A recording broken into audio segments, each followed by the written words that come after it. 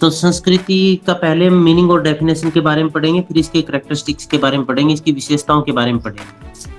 देखिए संस्कृति हम किसे कहते हैं? संस्कृति शब्द तो आपने सुना ही होगा कि वहाँ की कल्चर की संस्कृति ऐसी है, या ये शब्द भी हम सुनते हैं कि भारतीय संस्कृति पर पश्चिमी संस्कृति का प्रभाव पड़ रहा है। सुनते हैं ना ऐसे शब्द? तो यस सर। संस्कृति क्या चीज़ है? तो संस्कृति के अंदर हम यदि विस्तृत रूप से देखें तो जो कुछ भी मनुष्य से संबंधित है, मनुष्य के लिए लाभदायक है, वो प्रत्येक चीज़ है, वो संस्कृति है। तो कुछ एक लोगों ने संस्कृति को एक सामाजिक विरासत भी माना है, तो कुछ एक ने इसे मानव के द्वारा बनाई गई चीज़ या मानव निर्मित पर्यावरण का हिस्सा माना है। तो संस्कृति सब कुछ संस्कृति का हिस्सा है जो हमारे से संबंधित है, जो मनुष्य से संबंधित है। तो अब क्या इंग्लिश के अंदर everything is culture and culture is everything. भी प्रत्येक चीज है वो संस्कृति है और संस्कृति ही प्रत्येक चीज है। तो इसमें अब हम देखते हैं कि संस्कृति हम किसे कहते हैं। संस्कृति का सबसे पहले प्रयोग किया गया था वैज्ञानिक और विस्तृत अर्थ में, व्यवस्थित अर्थ में जो सबसे पहले प्रयोग किया था वो ईवी टाइलर ने किया था। ईवी टाइलर ने पुस्तक लिखी थी जिस पुस्तक का नाम था प्रिमिटिव कल्चर। प्रिमिटिव कल्चर पुस्तक उन्होंने 1871 में लिखी थी और टाइलर है ये मानव शास्त्र के जन्मदाता भी है। तो इन्होंने संस्कृति शब्द का प्रयोग सबसे पहले मानव शास्त्र में किया था और मानव शास्त्र से यह शब्द है ये समाज शास्त्र के अंतर्गत आया है। अब कल्चर शब्द है वो लैटिन भाषा के कल्चरा से बना है। CULTURA कल्चरा से बना है, जिसको दो भागों में बांटा है। कल्चरा का मतलब संस्कृत, संस्कृत का यदि हम अनुवाद करें तो शुद्ध होता है। संस्कार का मतलब कृत्य, भी ऐसा व्यवहार, ऐसे कार्य जो शुद्ध हों और जो पीढ़ी दर पीढ़ी आगे हस्तांतरित होते हो वो संस्कृति कहलाता है। तो संस्कृति क्या हुआ? संस्कृति एक ऐसे विचार है, ऐसे शुद्ध विचार है जो पीढ़ी दर पीढ़ी आगे हस्तांतरित होते हैं, जो मानवता के लिए, मनुष्य के लिए लाभदायक होते हैं। अब हम इसकी परिभाषाएं देखते हैं। परिभाषाएं बुक में भी दी गई है, हमने PDF भी डाली है और इसका हमने लिखी हुई भी है साथ में डेफिनेशंस। तो हर कोविड्स की बहुत महत्वपूर्ण डेफिनेशन है। हर्ष कोविड्स की जो ये परिभाषा है समाज शास्त्र से संबंधित किसी भी तरह की क्या होती है उसमें ये परिभाषा जरूर पूछी जाती है कि संस्कृति पर्यावरण का मानव निर्मित भाग है। ये किसने कही है ये बात? तो ये हर्ष कोविड्स ने कही थी। हर्ष कोविड्स ने क्या कहा था कि संस्कृति पर्यावरण का मानव निर्मित भाग है। इसका मतलब हमारे चारों ओर का जो पर्यावरण है उसमें जो चीज मनुष्य ने बनाई है वो सारी चीज संस्कृति है। और मजूमदार में मैदान ने क्या कहा है कि लोगों के जीवन जीने का ढंग ही संस्कृति है। मतलब जो लाइफ स्टाइल है उसको संस्कृति माना है मजूमदार व मैदान ने। लाइफ स्टाइल का मतलब क्या हुआ? भी हम खान पान करते हैं, कैसे हमारा आचार व्यवहार है, रहन सहन कैसा है, पहनावा क्या है, रीति रिवाज, परंपराएं, प्रथाएं क्या है, त्योहार क्या है। तो ये जो सब चीज है ये संस्कृति का एक हिस्सा है। तो लोगों के जीवन जीने का ढंग ही संस्कृति है, मजूमदार या मैदान ने माना है। M.E. जोन्स क्या कहते हैं? M.E. जोन्स के अनुसार संस्कृति मानव की संपूर्ण प्राप्तियों का योग है। संपूर्ण प्राप्तियों का इसका मतलब मनुष्य ने आज तक जो चीज प्राप्त की है उन सब का योग है, वो संस्कृति कहलाती है। हावेल क्या कहते हैं? संस्कृति एक मानवीय घटना है। इसका मतलब बहुत सिंपल डेफिनेशन हमने यहाँ पर लिखी है, छोटी छोटी डेफिनेशन है, इंपॉर्टेंट टॉपिक है ये। आप इन 4-5 डेफिनेशन ये आराम से ये इसको मेमोराइज भी कर सकते हैं और समझ भी सकते हैं, जो एग्जाम में आपके काफी स्कोरिंग रहेगा। हावेल क्या मानते हैं कि संस्कृति एक मानव निर्मित घटना है। मानव निर्मित घटना का तात्पर्य क्या हुआ कि मनुष्य से संबंधित है और मनुष्य के द्वारा ही निर्मित है। टाइलर जो कि संस्कृति के भी जन्मदाता है, मानव शास्त्र के भी जन्मदाता है और प्रिमिटिव कल्चर उन्होंने संस्कृति शब्द का सबसे पहले प्रयोग किया था, वो टाइलर क्या कहते हैं? संस्कृति एक सामाजिक विरासत है। संस्कृति को इन्होंने क्या माना? एक सामाजिक विरासत तथा समाज द्वारा व्यक्ति को दिया गया एक उपहार है। इसका मतलब क्या हुआ? संस्कृति है वो हस्तांतरित होती है, समाज के द्वारा व्यक्ति को दिया जाने वाला एक महत्वपूर्ण योगदान है, एक उपहार है। संस्कृति को सामाजिक विरासत माना टाइलर ने। इसके पश्चात राल्फ लिंटन क्या कहते हैं?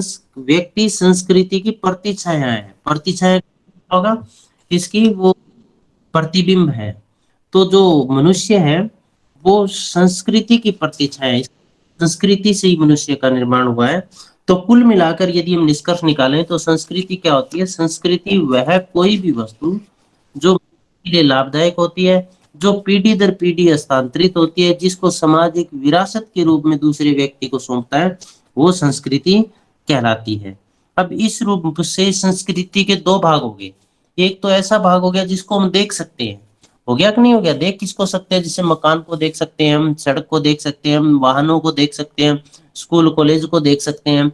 तो जिन चीजों, एक तो वो होगी जिनको हम देख सकते हैं, उसको हम छू सकते हैं, तो वो होगी भौतिक संस्कृति, उसको हम क्या कहेंगे? मटेरियल कल्चर कहेंगे।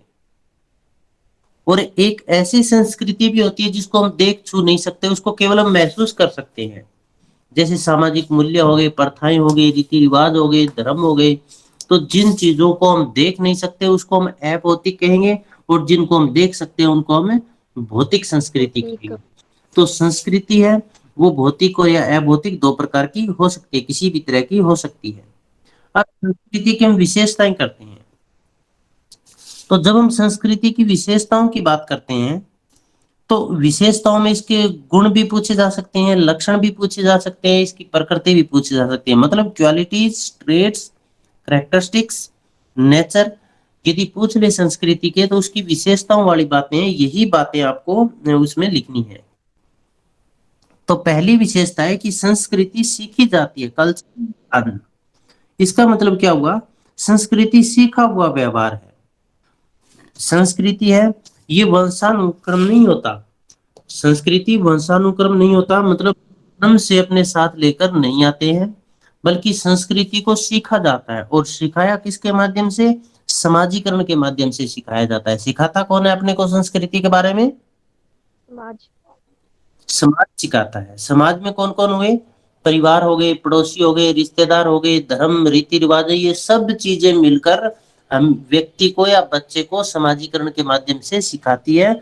तो संस्कृति एक सीखा हुआ व्यवहार है, संस्कृति सीखी जाती है, संस्कृति हमें वंशानुक्रम रूप में प्राप्त नहीं होती है। समझ गए? इसके पश्चात दूसरा है संस्कृति हस्तांतरित होती है, कल्चर इज ट्रांसमिसिव। हस्तांतरित होने का मतलब ये हुआ कि जो चीज हम सीखते हैं उस चीज को फिर हम आने वाली पीढ़ी को सिखाते हैं। जैसे अपने दादा दादी थे, उन्होंने जो बातें अपने मम्मी पापा को सिखाई, वो बातें उन्होंने हमको सिखाई है, और हम जो चीज सीखे हैं वो आने वाली संतानों को सिखाएंगे। तो इसका मतलब क्या हुआ? संस्कृति है ये पीढ़ी दर पीढ़ी हस्तांतरित होती रहती है। दूसरी संस्कृति की महत्वपूर्ण विशेषता है कि इसे पीढ़ी दर पीढ़ी हस्तांतरित किया जाता है। तीसरी विशेषता इसकी संस्कृति सामाजिक होती है। Culture is social. सामाजिक होने का मतलब क्या हुआ कि जो संस्कृति है वो समाज से संबंधित होती है, वो समाज का प्रतिनिधित्व करती है, सामाजिक मूल्यों का प्रतिनिधित्व करती है, और समाज के द्वारा ही वो हस्तांतरित की जाती है, और समाज के लोगों को ही हस्तांतरित की जाती है। इसका मतलब संस्कृति समाज में होती है, सामाजिक मूल्यों, प्रथाओं, रीति रिवाजों, रहन सहन से संबंधित होती है, समाज के लोगों के द्वारा ही का पालन किया जाता है, और समाज के लोगों के द्वारा ही वो हस्तांतरित की जाती है। तो इसका मतलब क्या हुआ? संस्कृति है वो कैसी होती है? सामाजिक होती है। अब अगली विशेषता इसके पश्चात, संस्कृति का स्वरूप स्थायी नहीं होता है। देखिए संस्कृति तो स्थायी है, कल्चर तो स्थायी है, परंतु इसका स्वरूप स्थायी नहीं है। स्वरूप स्थायी कैसे नहीं है? कि संस्कृति का स्वरूप समय के अनुसार, परिस्थितियों के अनुसार परिवर्तित हो रहा है। सामाजिक मूल्य है वो संस्कृति वो समय के अनुसार परिवर्तित हो रहे हैं। जैसे प्राचीन भारतीय समाज के अंदर बाल विवाह मान्य था। प्राचीन भारतीय समाज के अंदर सती प्रथा या जो सती प्रथा मान्य थी। प्राचीन भारतीय समाज के अंदर जो विधवा पुनर्विवाह है वो निषेध था। परंतु वर्तमान भारतीय संस्कृति के अंदर इसमें परिवर्तन आ गया। भारत में जो बाल विवाह है उसको निषेध माना जाने लगा। महिलाओं की शिक्षा के प्रति समाज के अंदर मूल्यों में परिवर्तन हुआ, उनको बढ़ चढ़कर शिक्षा, महिलाओं की शिक्षा की तरफ ध्यान दिया जाने लगा, सती प्रथा निषेध कर दी गई। इसका मतलब ये हुआ कि संस्कृति का स्वरूप स्थायी नहीं है, वो समय के अनुसार, वो परिस्थितियों के अनुसार, वो आवश्यकता के अनुसार परिवर्तित होता रहता है। संस्कृति में भौतिक व अभौतिक दो प्रकार शामिल किए जाते हैं। देखिए आगबर्न और नीमकोप नाम का एक वैज्ञानिक हुआ, उसने एक पुस्तक लिखी सोशल चेंज 1922 में, 1922 में सोशल चेंज पुस्तक लिखी। उस पुस्तक में अकबर और नीम को अपने संस्कृति को दो भागों में बांटा, भौतिक और अभौतिक, मतलब मटेरियल और नॉन मटेरियल। तो भौतिक संस्कृति क्या होती है? भौतिक संस्कृति वो संस्कृति होती है जिसको हम देख सकते हैं, छू सकते हैं, जबकि अभौतिक संस्कृति वो संस्कृति होती है जिसको हम देख छू नहीं सकते, जैसे मूल्य, प्रथाएं, परंपराएं आदि। तो संस्कृति में दोनों तत्व पाए जाते हैं, भौतिक और अभौतिक। इसके पश्चात है संस्कृति मनुष्य की आवश्यकताओं की पूर्ति करती है। देखिए, संस्कृति का कोई भी तत्व बेकार नहीं होता। संस्कृति है वो प्रत्येक तत्व मनुष्य की किसी न किसी आवश्यकताओं की पूर्ति जरूर करता है। जैसे प्रथाएं, परंपराएं, रीति रिवाजें, रहन सहन, ये हमारी किसी न किसी आवश्यकताओं की पूर्ति जरूर कर रही है। जैसे राजनीतिक मूल्य राजनीतिक आवश्यकताओं की, धार्मिक मूल्य धार्मिक आवश्यकताओं की पूर्ति कर रहे हैं। एक एग्जाम्पल भी दिया गया है भी, जैसे एक घड़ी है, घड़ी का कार्य जैसे रिस्ट वॉच है, कलाई घड़ी है, उसका कार्य भी टाइम बताना है। लेकिन उस पर जो फीता होता है, जो स्टेप होता है, जिससे अपनी हाथ पर वो घड़ी को हम बांधते हैं, वो ऐसे लगता है भी बेकार है, भी कोई काम का नहीं है, समय बताने में उसका कोई योगदान नहीं है। परंतु वो निरर्थक तो नहीं है, उसका भी अपनी जगह पर एक काम है भी, वो घड़ी को हाथ पर बांधने के काम आता है। तो इसका मतलब ये हुआ भी प्रत्येक अंग है संस्कृति का, वो निरर्थ हो सकता है, वो दिखाई निरर्थक दे, परंतु वो काम जरूर आता है, कहीं ना कहीं उसका योगदान जरूर होता है। तो संस्कृति हमारी आवश्यकताओं की पूर्ति करती है। संस्कृति सार्वभौमिक होती है। सार्वभौमिक का मतलब प्रत्येक समाज की अपनी अपनी संस्कृति रही है, चाहे वो आदिम समाज हो, चाहे वो जनजातीय समाज हो, चाहे ग्रामीण समाज हो, चाहे विकसित समाज हो, चाहे अलग विकसित समाज हो, चाहे विकासशील समाज हो, किसी भी तरह का समाज हो, चाहे प्राचीन समाज हो, चाहे आधुनिक समाज हो, शिक्षित हो चाहे अशिक्षित हो, प्रत्येक समाज की अपनी एक संस्कृति जरूर होती है, जिस संस्कृति का पालन वहां के जो सदस्य है उनके द्वारा उनका पालन किया जाता है। इसके पश्चात अगला है संस्कृति आदर्श होती है, कल्चर इज आइडल।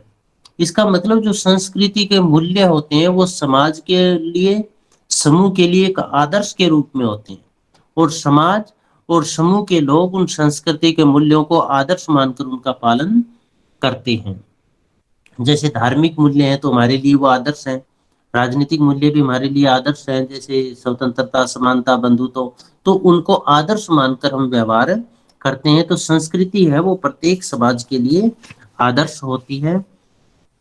संस्कृति सार्वकालिक भी होती है। सार्वकालिक का तात्पर्य हो कि किसी भी तरह का समय रहा हो, चाहे वो प्राचीन समाज हो, मध्यकालीन समाज हो, आधुनिक समाज हो, आधुनिक काल हो, प्रत्येक काल के अंदर संस्कृति का अपना अस्तित्व रहा है। इसके पश्चात हम करते हैं कि संस्कृति है वो जटिल, संस्कृति एक जटिल पूर्णता होती है। जटिल पूर्णता का मतलब संस्कृति के विभिन्न अंग है।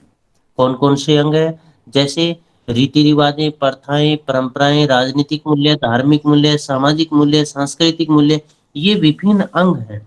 ये सारे अंग अपने आप में स्वतंत्र नहीं है, बल्कि एक दूसरे से संबंधित है।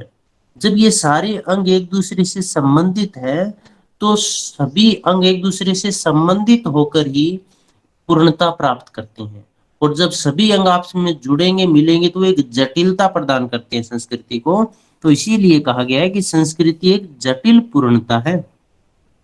संस्कृति संचयी होती है, कल्चर गैदर्स। इसका मतलब हो गया संस्कृति धीरे धीरे अपने अंदर नवीन मूल्यों को समाहित करती है, नवीन मूल्यों को एकत्रित करती है और अपने आप में वृद्धि करती चली जाती है। इसका तात्पर्य होगा जो जो समय परिवर्तित होगा, आगे बढ़ेगा, नए नए मूल्य आते जाएंगे, उन मूल्यों को भी संस्कृति के अंदर, संस्कृति अपने अंदर समाहित करती जाएगी और उसका आकार बढ़ता जाएगा। संचय करने का मतलब क्या होता है? इकट्ठा करना।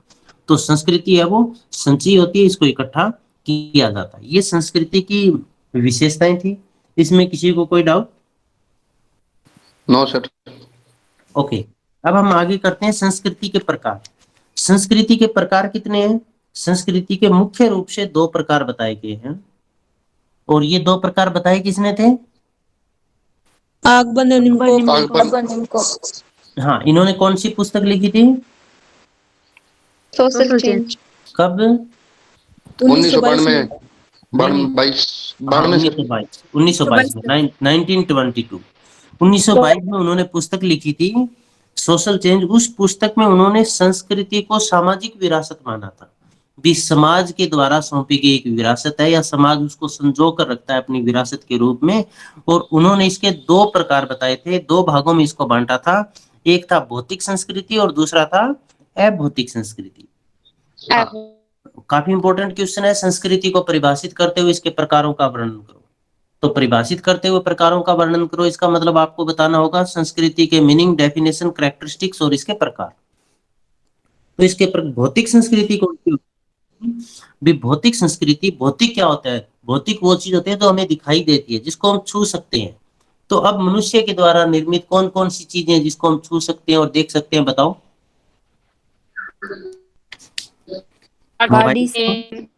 मोबाइल फोन, गाड़ियां, कपड़े, टीवी, घर, बिल्डिंग्स, सड़क, है ना। तो ये सारी चीजें एग्जाम्पल है किसके? भौतिक संस्कृति के। तो भौतिक संस्कृति, हाँ, ये शॉर्ट क्वेश्चन में एक क्वेश्चन आएगा इनमें से आपके भी, भौतिक संस्कृति किसे कहते हैं, अभौतिक संस्कृति किसे कहते हैं। तो भौतिक संस्कृति उन वस्तुओं को कहते हैं जिनका निर्माण मनुष्य ने किया है और जिनको हम देख सकते हैं, जिनको हम छू सकते हैं, जैसे कार, टीवी, सड़क, मकान आदि। ठीक है। इसके पश्चात है अब भौतिक संस्कृति है ना, रॉबर्ट बिरस्टीड हुए हैं। रॉबर्ट बिरस्टीड ने एक पुस्तक लिखी सोशल ऑर्डर। कौन सी पुस्तक लिखी इन्होंने? Social order sir. हाँ, हाँ, सोशल ऑर्डर में इन्होंने भौतिक संस्कृति के 13 तत्व बताए और अभौतिक संस्कृति के 14 तत्व बताए। ये ध्यान रखना है आपको, इसी में एक्सप्लेन करना है। रॉबर्ट बिरस्टीड ने भौतिक संस्कृति के कितने तत्व बताए? 13। अभौतिक के कितने बताए? 14 सर। 14। ठीक है, ओके। अब देखिए अभौतिक संस्कृति किसे कहते हैं। अभौतिक संस्कृति भी मनुष्य की एक सामाजिक विरासत है, मनुष्य के द्वारा निर्मित है, परंतु अभौतिक संस्कृति को हम देख नहीं सकते। भौतिक रूप नहीं है उसका, कोई रंग रूप आकार नहीं है, उसको हम देख नहीं सकते, उसको हम छू नहीं सकते, परंतु वो हमारे जीवन में बहुत महत्वपूर्ण योगदान देती है। और अभौतिक संस्कृति होती कौन सी है? जैसे कानून हो गई, हमारे विचार हो गए, परंपराएं हो गई, सामाजिक नियम हो गए, प्रथाएं हो गई, लोकाचार हो गए, त्योहार हो गए, रीति रिवाजें हो गई, जिनको हम देख नहीं सकते। सामाजिक मूल्य हो गए, राजनीतिक मूल्य हो गए, आर्थिक मूल्य हो गए, जिनको हम देख नहीं सकते हैं, वो अभौतिक संस्कृति का हिस्सा होगा। तो क्वेश्चन आ जाए अभौतिक संस्कृति किसे कहते हैं, तो हम क्या कहेंगे? मानव की संपूर्ण विरासत, अभौतिक मानव की संपूर्ण विरासत, जिनको हम देख नहीं सकते हैं, उनको देख नहीं सकते, छू नहीं सकते, उनको अभौतिक संस्कृति कहा जाता है। अब अगला क्वेश्चन बनेगा, भौतिक और अभौतिक संस्कृति में अंतर क्या है? भौतिक और अभौतिक संस्कृति में अंतर क्या है? तो उसमें जब हम देखते हैं अंतर, तो सबसे पहले तो आप दोनों पॉइंट ऊपर थोड़ा सा यदि क्वेश्चन आ जाए इसको एक्सप्लेन भी कर सकते हो। अकबर और नीम को अपने सोशल चेंज 1922 में पुस्तक लिखी। उस पुस्तक में उन्होंने संस्कृति को दो भागों में बांटा, भौतिक संस्कृति और अभौतिक संस्कृति। और भौतिक और अभौतिक संस्कृति में जो अंतर है वो इस प्रकार है। तो उसमें लिखेंगे हम अंतर, पहला मूर्तता के आधार पर अंतर, मूर्त और अमूर्त के आधार पर अंतर। मूर्त का मतलब क्या होता है? जिसका रंग रूप कोई आकार हो सर। और अमूर्त का मतलब अब्स्ट्रैक्ट, हाँ, जिसका रंग रूप और आकार हो। तो भौतिक संस्कृति है वो हम क्या लिखेंगे? भौतिक संस्कृति मूर्त होती है, जिसको हम देख सकते हैं, जिसको हम छू सकते हैं, जिसका रंग रूप और आकार होता है। जैसे मशीनें हो गई, घर हो गए, सड़क हो गई, वाहन हो गए। ठीक है, जो जो चीजें आपको दिखाई दे रही है, जो जो चीजें आपको ध्यान में है, वो एग्जाम्पल आप लिख सकते हैं।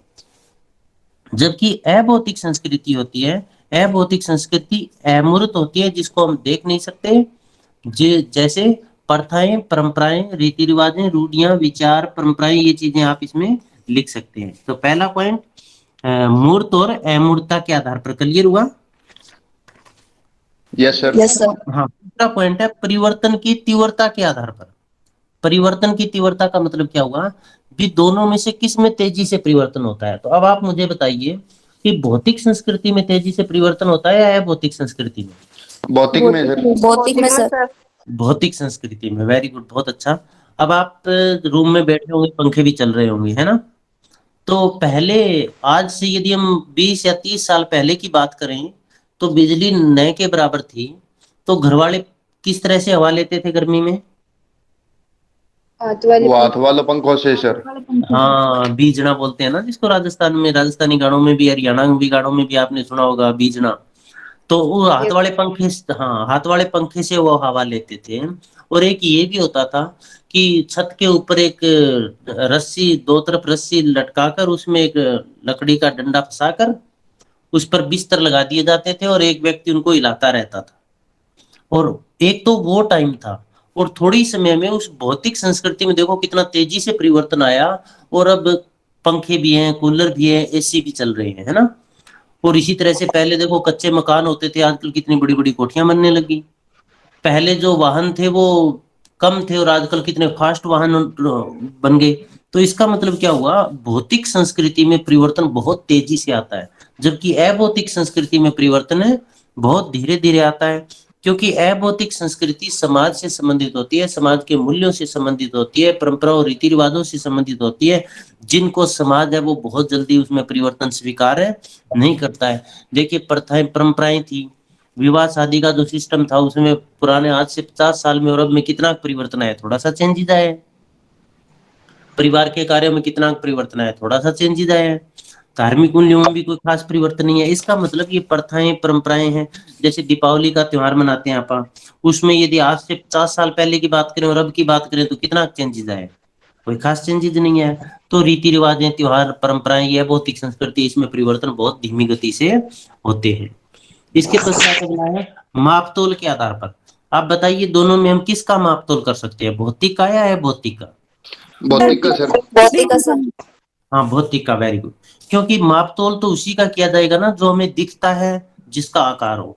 तो भौतिक संस्कृति है जो, जिसको हम छू सकते हैं, जिसको हम देख सकते हैं, जिसका रंग रूप और आकार होता है, इसलिए इसका मापतोल संभव है। जबकि अभौतिक संस्कृति का कोई रंग रूप आकार नहीं होता, जिसको हम देख छू नहीं सकते, इसलिए इसका नापतोल संभव है नहीं है। क्योंकि रीति रिवाजें, प्रथाएं, परंपराएं, इनका नापतोल थोड़ी कर सकते हैं। भी इनका आकार क्या है, इनका वजन क्या है, ऐसा हम नहीं बता सकते। तो अभौतिक संस्कृति है उसका नापतोल संभव नहीं है, जबकि भौतिक संस्कृति का नापतोल संभव है। क्लियर? इसके पश्चात देखो, इसके बाद हम आगे करते हैं नापतोल निर्माण के आधार पर। निर्माण के आधार पर हम लिखेंगे भी जो भौतिक संस्कृति है उनका निर्माण प्रत्यक्ष रूप से मनुष्य के द्वारा किया जाता है ना? मकान है किसने बनाए, हवाई जहाज किसने बनाई, वाहन किसने बनाए, सड़कें किसने बनाई? तो ये प्रत्यक्ष रूप से मनुष्य के द्वारा सोच समझकर बनाए जाते हैं। ठीक है। दूसरा है अभौतिक संस्कृति। अभौतिक संस्कृति है उसको सोच समझकर उसका निर्माण नहीं किया जाता, वो आपसी अंतः क्रियाओं के द्वारा विकसित होते हैं। अंतः क्रियाओं का मतलब आपस में जब हम व्यवहार करते हैं व्यक्ति, तो उन व्यवहारों के कारण उनमें एक विकास होता है, वो विकसित होते हैं। जैसे प्रथाएं, परंपराएं, रीति रिवाज, त्योहार, ये धीरे धीरे विकसित हुए हैं, इनका निर्माण नहीं किया गया है। कोई परंपरा ऐसी सुनिए भी उसकी परंपरा का इस दिन से निर्माण किया गया है, कोई त्योहार का निर्माण इस दिन से किया था, इन लोगों ने मिलकर किया था, हम इस तरह से सेलिब्रेट करेंगे। तो इसका मतलब भौतिक संस्कृति है उसका निर्माण मनुष्य के द्वारा प्रत्यक्ष रूप से किया जाता है, जबकि अभौतिक संस्कृति का सोच समझकर निर्माण नहीं किया जाता, वो आपसी अंतः क्रियाओं के द्वारा विकसित होती है।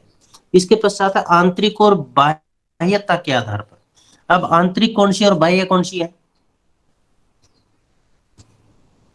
बाह्य तो भौतिक और आंतरिक अभौतिक है। क्योंकि भौतिक कौन सी होगी, जो हमें दिखाई देगी वो भौतिक होगी। तो जो भौतिक संस्कृति है वो बाहरी होती है। बाहरी का मतलब जैसे मकान है, फर्नीचर है, या फिर सड़कें हैं, गलियां हैं, चौबारे हैं, है ना? तो जो जो चीजें आपको दिखाई दे रही है वो सारी चीजें बाहरी है। तो इसका मतलब भौतिक संस्कृति व्यक्ति का बाहरी पक्ष है, जबकि अभौतिक जो संस्कृति है, जैसे रीति रिवाजें, परंपराएं, विश्वास, मूल्य, प्रथाएं, त्योहार, आदर्श, ये जो चीजें ये व्यक्ति के आंतरिक जीवन से संबंधित होती है। तो भौतिक संस्कृति मनुष्य के बाहरी जीवन से संबंधित है, जबकि अभौतिक संस्कृति मनुष्य के आंतरिक जीवन से संबंधित होती है। इसके पश्चात है नियंत्रण के आधार पर। नियंत्रण के आधार पर का मतलब क्या हुआ कि भौतिक संस्कृति है वो व्यक्ति पर बाहरी नियंत्रण रखती है, जबकि अभौतिक संस्कृति है वो व्यक्ति पर आंतरिक नियंत्रण रखती है, आंतरिक रूप से व्यक्ति को वो नियंत्रित करती है। सरलता व जटिलता के आधार पर। अब आप बताइए दोनों में सरल कौन सी और जटिल कौन सी है? सरल तो भौतिक है। भौतिक तो सरल है, अभौतिक जटिल है। हाँ, क्योंकि जिस चीज को हम देख सकते हैं, छू सकते हैं, वो तो सरल है ना, जिनका प्रत्यक्ष रूप से निर्माण किया जा सकता है, जो हमारे साथ है, जिनको आसानी से परिवर्तन किया जा सकता है, वो तो सरल है। तो भौतिक संस्कृति सरल होती है क्योंकि इसको हम देख छू सकते हैं, जिसको हम परिवर्तन कर सकते हैं आसानी से। जबकि अभौतिक संस्कृति मूल्यों, विचारों और आंतरिक भावनाओं से संबंधित होने के कारण इसकी प्रकृति है वो जटिल होती है। आवश्यकताओं की पूर्ति के आधार पर। तो आवश्यकताओं की पूर्ति के आधार पर जब हम अंतर करते हैं तो भौतिक संस्कृति है वो हमारी बाह्य आवश्यकताओं की पूर्ति करती है। बाह्य आवश्यकताओं की पूर्ति का मतलब यदि हमें रहना है तो मकान है ना, पहनने हैं तो कपड़े हैं। तो इसका मतलब क्या हुआ, भौतिक संस्कृति हमारी बाह्य आवश्यकताओं की पूर्ति करती है, जबकि अभौतिक संस्कृति है वो हमारी आंतरिक आवश्यकताओं की पूर्ति करती है। अब इनमें बताइए जो अंतर हमने किए हैं, इनमें आपके किसी के कोई डाउट हो? No sir. ओके ठीक। हाँ, अब इसके आगे हम करते हैं परंपरागत भारतीय समाज है उसकी कौन कौन सी प्रमुख विशेषताएं थी। परंपरागत भारतीय समाज की विशेषताएं कौन कौन सी थी? तो इसमें जब हम करेंगे तो इसमें हम कौन से क्वेश्चन लिखेंगे भी, प्राचीन जो भारत है उसकी संस्कृति या विशेषताएं कैसी रही है। आप माइक ऑफ रखे, आशीष के नाम से जो बच्चा है ना, अपना वीडियो तो ऑन रखो, उसने माइक ऑफ कर दो, माइक ऑफ कर दो। इसके पश्चात देखिएगा हम आगे कर रहे हैं। तो पहला है विश्व दिव्य दर्शन। विश्व दिव्य भारतीय परंपरागत भारतीय समाज की जो संस्कृति है उसकी क्या विशेषताएं। विश्व दिव्य दर्शन का मतलब हो गया भी भारतीय समाज है वो संपूर्ण विश्व को एक मानता है। संपूर्ण विश्व को एक मानने का मतलब क्या हुआ, वसुदेव कुटुंबकम के सिद्धांत पर भारतीय जो परंपरागत भारतीय संस्कृति है वो इस नियम का पालन करती रही है। मतलब संपूर्ण विश्व को, वसुदेव कुटुंबकम का मतलब क्या हो गया, संपूर्ण विश्व है वो आपस में भाई भाई है। और एक इसमें सत्यम शिवम सुंदरम के मूल्यों का पालन किया जाता है। नारी पूजा है वो परंपरागत भारतीय समाज का जो मुख्य विश्व दर्शन रहा है।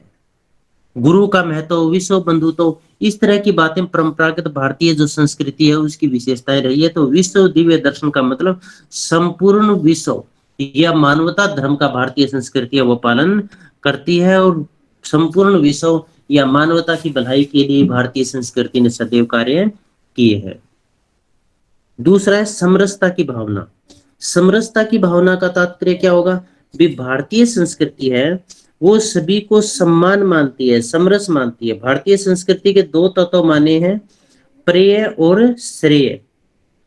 प्रेय का मतलब बताया भी कर्म का महत्व, प्रेय में कर्म को महत्व दिया गया है, और श्रेय में आत्मिक उन्नति करना, खुद का विकास करना। आत्मिक उन्नति करने का मतलब अपने विचारों को पवित्र बनाना, आत्मिक रूप से अपने आप को ऊपर उठाना, और सब मानवता का भला करना, नारी का सम्मान करना। तो भारतीय संस्कृति है उसमें समरसता की भावना है। समरसता का मतलब हर चीज को सम्मान समझना, मिलजुल कर कार्य करना, साथ रहना। एक भारतीय संस्कृति नारी पूजा। भारतीय संस्कृति का महत्वपूर्ण जो विशेषता रही है वो नारी पूजा भी रही है। संस्कृत में श्लोक भी है कि यत्र नारी पूजन्ते रमणन्ते तत्र देवता। सुनिए ना भी, जहां नारी की पूजा होती है वहां देवताओं का वास होता है। इसीलिए भारतीय समाज या संस्कृति के अंदर आप देखना कहीं जगह पर 7 कन्याओं का भोजन करवाया जाता है। सुना है ना ऐसा कोई, जैसे व्रत वगैरह होता है, कोई इस तरह का और अवसर होता है तो वहां पर कन्याओं को भोजन करवाया जाता है। सुना है कि नहीं सुना? Yes sir. Yes sir. भारतीय सुना क्या, भोजन किया हुआ भी है ना? Yes sir. हाँ बिल्कुल बिल्कुल। तो वहां पर कभी ये सुना है भी 7 लड़कों को भोजन करवाया जाएगा? No sir.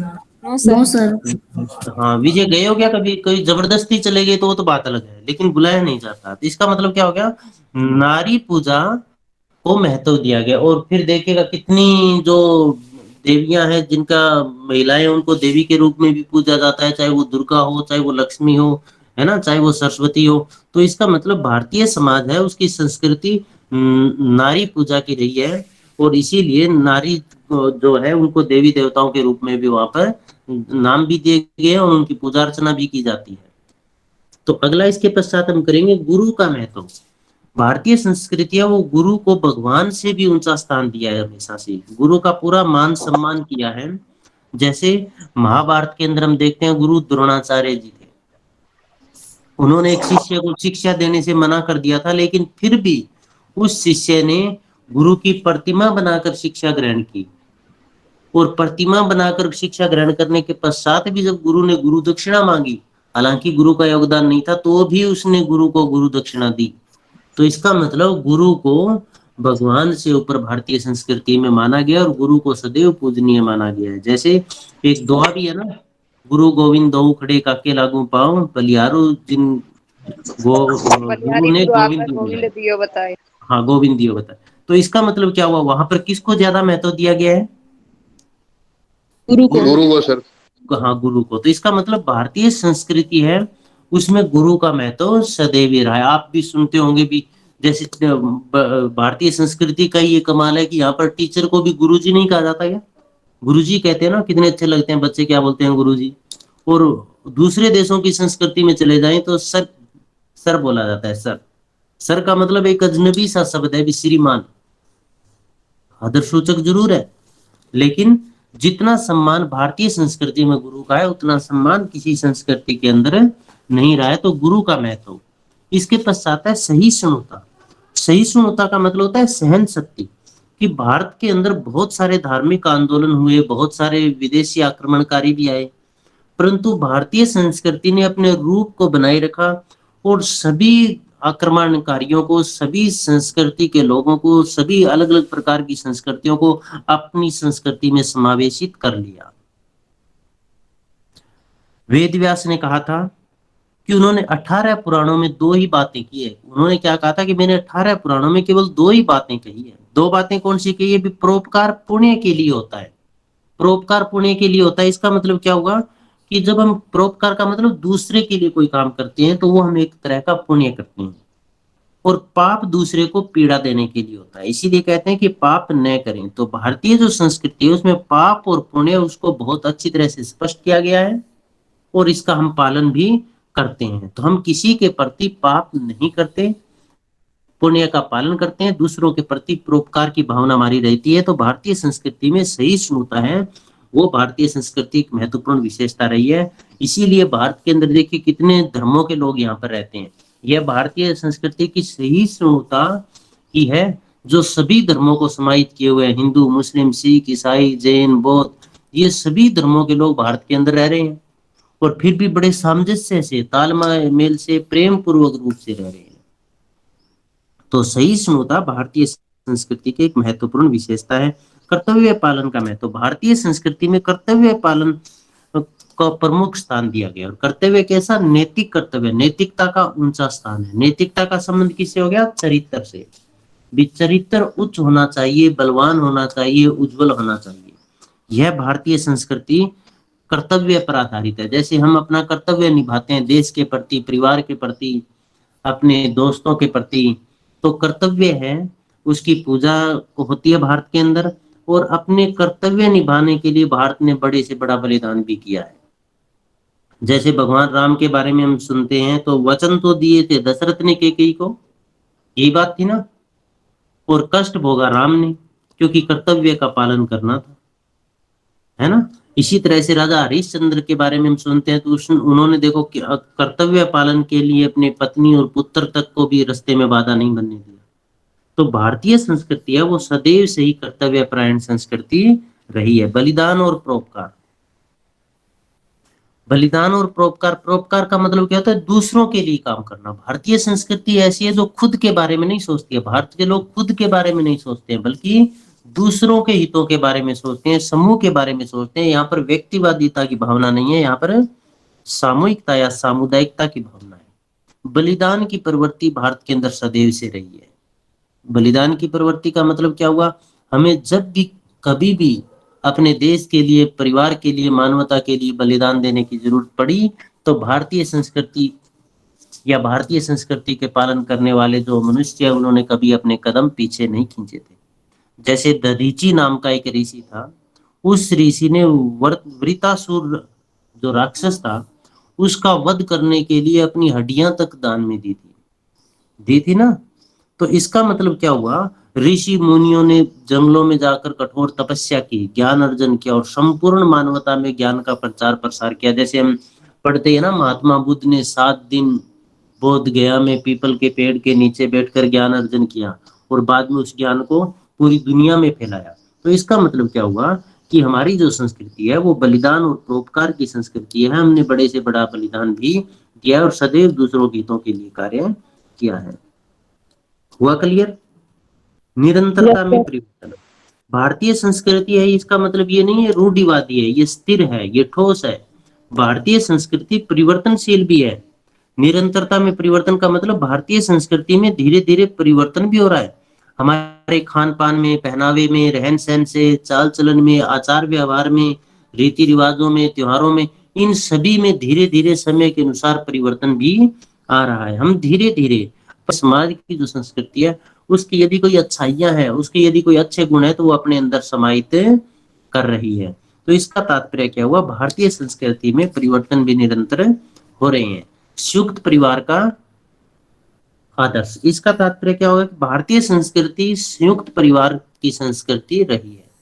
भारतीय संस्कृति में 2-2, 3-3, 4-4 पीढ़ियां एक साथ रही है। मतलब विशेषकर भारत पंडित जवाहरलाल नेहरू ने भी कहा था कि भारत गांव में बसता है, क्योंकि ज्यादातर जनसंख्या गांव में निवास करती है। और गांव की संस्कृति कैसी? संयुक्त परिवार की है, कि रसोई का बना वो खाना खाते हैं, एक साथ मिलकर वो बातें करते हैं, एक साथ वो रहते हैं और सभी जो धार्मिक, आर्थिक, सामाजिक, राजनीतिक गतिविधियां होती है उसमें सामूहिक रूप से वो एक साथ भाग लेते हैं। तो संयुक्त परिवार भारतीय संस्कृति का आदर्श रहा है। संयुक्त परिवार का तात्पर्य ये हुआ कि व्यक्तिवादिता की भावना इनमें नहीं है, साथ मिलकर सहयोग की भावना या सामुदायिकता की भावना भारतीय परिवार प्रणाली में रही है। कर्म का महत्वपूर्ण सिद्धांत रहा है। कर्म का सिद्धांत रहने का मतलब क्या हुआ? भगवान श्री कृष्ण ने अर्जुन को महाभारत के युद्ध में क्या कहा था?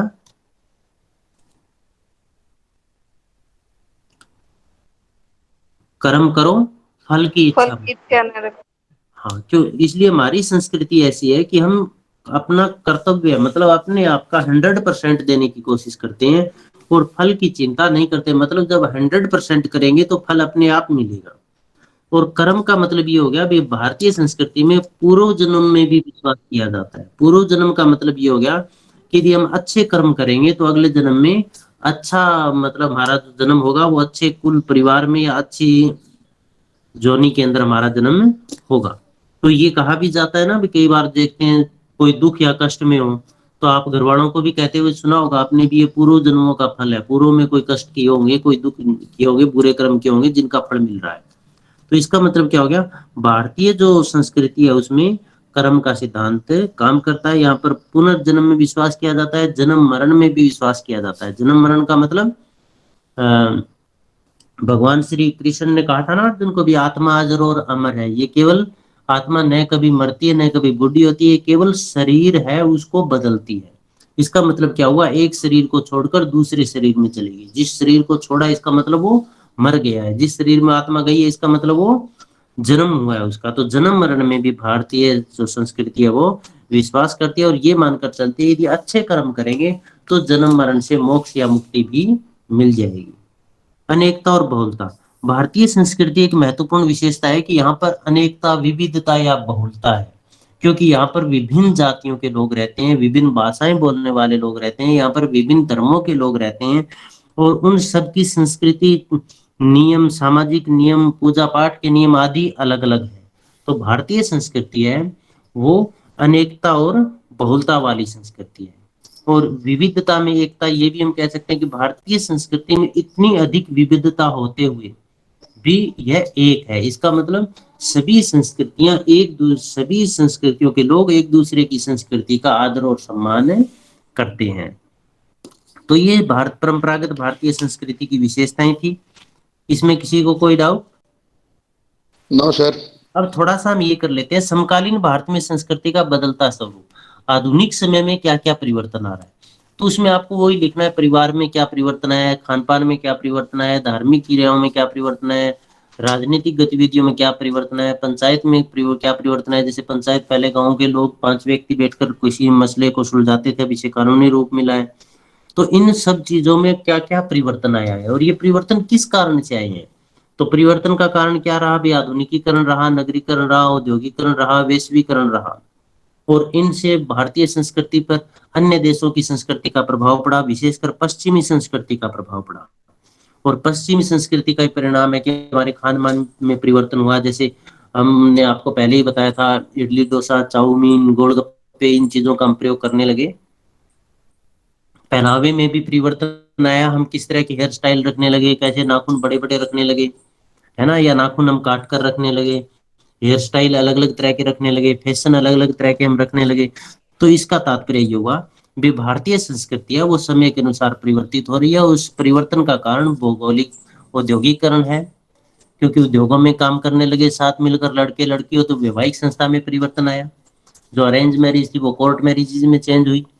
और औद्योगिकरण के कारण जो संयुक्त परिवार थे वो टूटकर एकल परिवार हो गए। धार्मिक रीति मूल्यों में परिवर्तन आया। पहले व्यक्ति के पास समय होता था तो वो धार्मिक पूजा पाठ में अधिक टाइम लगाता था, आज व्यक्ति के पास कम समय है तो उसमें कम समय लगाता है ना। तो इसका मतलब भारतीय संस्कृति में वर्तमान समय में आमूल परिवर्तन हुआ है। तो ये संस्कृति का पूरा टॉपिक था और इसको हमने उसमें भी डाल रखा है, यूट्यूब पर डाल रखा है, उसकी हमने प्ले लिस्ट भी बना दी और इसके जो पीडीएफ है वो भी डाल दी। क्वेश्चन देखो कैसे आ सकते हैं। संस्कृति को परिभाषित करते हुए परंपरागत भारतीय संस्कृति की विशेषताओं को समझाएं, ये क्वेश्चन आ सकता है 16 नंबर का। संस्कृति क्या है? भौतिक और अभौतिक संस्कृति में अंतर स्पष्ट करें, ये आ सकता है। संस्कृति से आप क्या समझते हैं, इसके प्रकार और विशेषताओं को बताइए, आ सकता है। भौतिक संस्कृति किसे कहते हैं, छोटे क्वेश्चन में आ सकता है। अभौतिक संस्कृति नॉन मटेरियल कल्चर किसे कहते हैं, ये शॉर्ट क्वेश्चन में आ सकता है। संस्कृति के प्रकार बताएं, शॉर्ट क्वेश्चन में आ सकता है। संस्कृति की कोई 2 विशेषताएं बताएं। संस्कृति क्या है? संस्कृति पर्यावरण का मानव निर्मित भाग है, ये शब्द किसने कहे? संस्कृति शब्द का वैज्ञानिक व औपचारिक रूप से सबसे पहले कब, किसने और किस पुस्तक में प्रयोग किया? तो इस तरह के क्वेश्चन आ सकते हैं। तो ये आपको कंप्लीट करना है। आज पूरा लेसन है, ये सारा लेसन आपको दोबारा रिवाइज करना है। ओके, कर लेंगे सारा रिवाइज? Okay sir. अच्छा, दूसरी एक बात और है कि मैंने आपको नोट्स बनाने के लिए बोला है, तो कई बच्चे जो नोट्स बनाते हैं वो पॉइंट जो मैंने लिख रखे हैं वो खाली पॉइंट पॉइंट लिख कर भेजते हैं, लेकिन वो पॉइंट नहीं लिखने हैं, उनको एक्सप्लेन करना है उन पॉइंट को, ठीक है ना। उन सब पॉइंट को साथ साथ में एक्सप्लेन भी करना है। जैसे हम एक्सप्लेन करके बता रहे हैं वो समझ कर वैसा ही आपको इन पॉइंट के अंदर लिखना है, लेकिन रटना कुछ नहीं है, याद कुछ नहीं करना है, सिर्फ समझना है। Okay okay sir. Okay sir. और किसी का कोई क्वेश्चन? सर आप असाइनमेंट कब दोगे? वो दे देंगे जल्दी। और किसी का कोई question? Okay, thank you, bye. Left the group 1।